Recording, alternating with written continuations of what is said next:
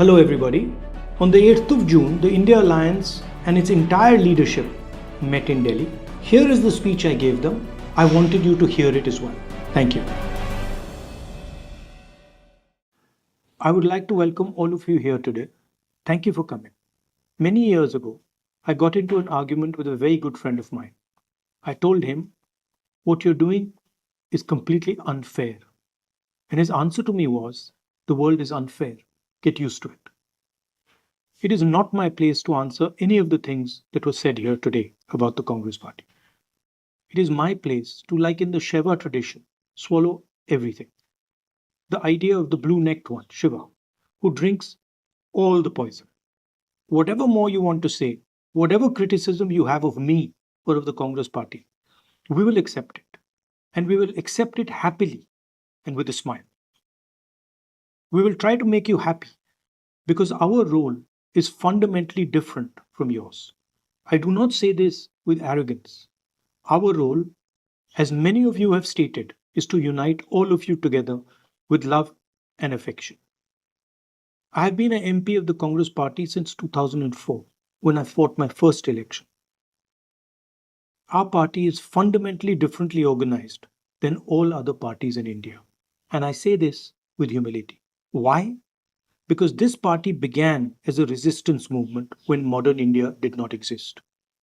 Unlike all other parties, it was not built using the infrastructure and the protection of the Indian state.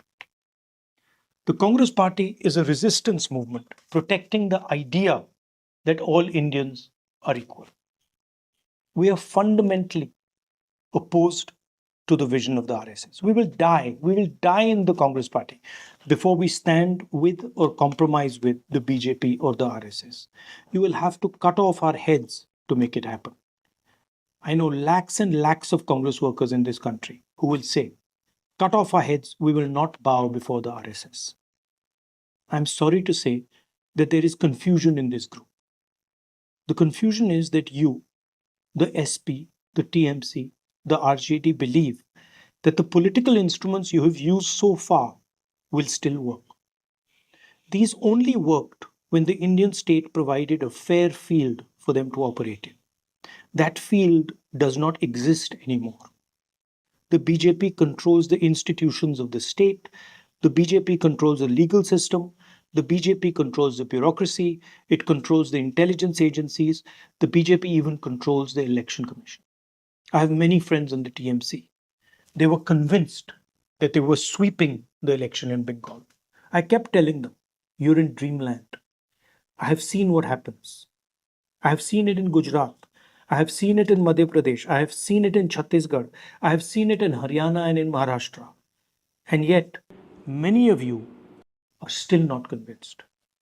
The Congress Party is a party of resistance.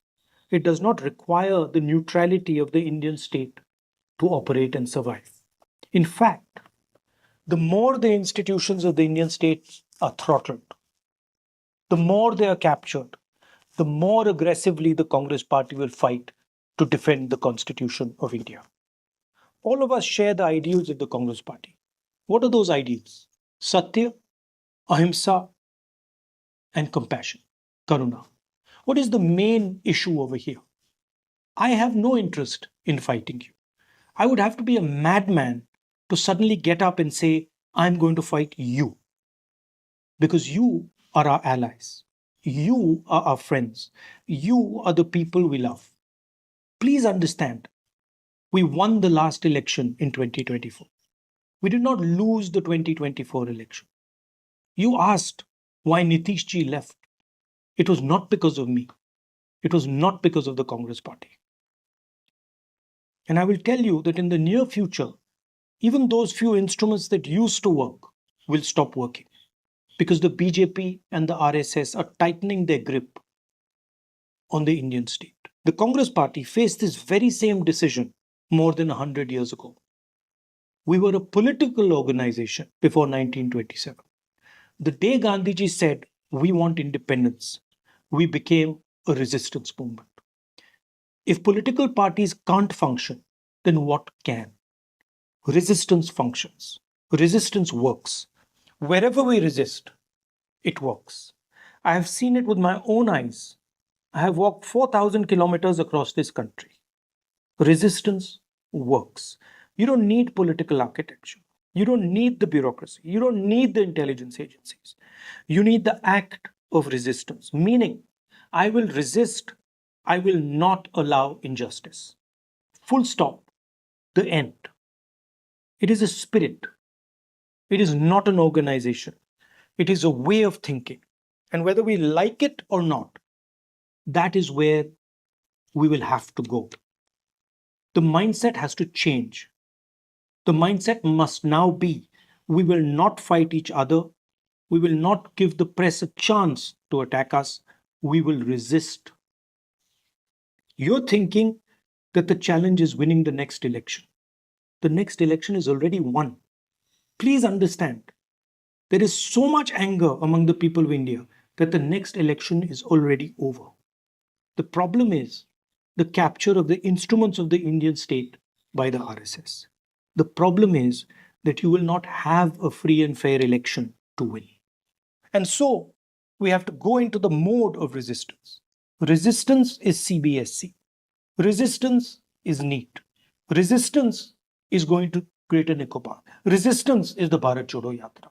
You get up in the morning and you say, how can I resist? And you resist. That will work. I guarantee you it will work. And from my perspective, I am more than happy to absorb any criticism from any quarter, because for me, this is a religious duty.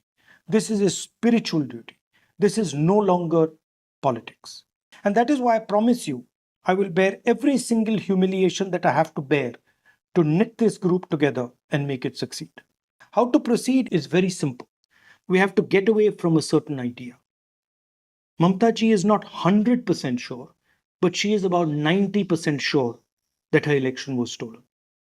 Uddhav ji is 40% sure that his election was stolen. My brother Tejashwi is 40% sure. Listen, 100% the elections are being stolen.